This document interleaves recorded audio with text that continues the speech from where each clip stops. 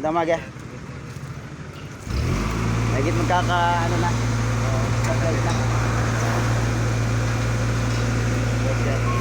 Oo nga. Yun sir, stoplight.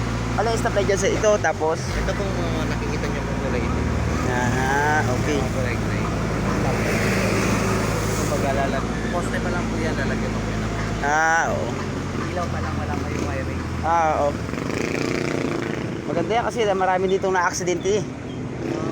Kasi naman kasi mga iba. Siyempre ano eh, pababa po dito. Yeah, tapos pababa, tapos may galing pang tapos diretsahan pa.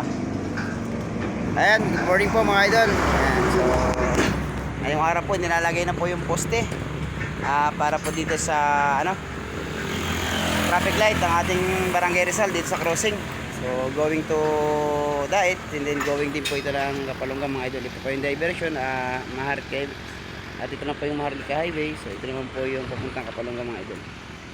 So ayan, so nilalagyan na po ng poste. Ayan. So sa tagal din po ng panahon magkakameron na rin po dito ng ano, stoplight. Saka nalalagyan rin po ng ilaw yan. Ayan, so maraming salamat po.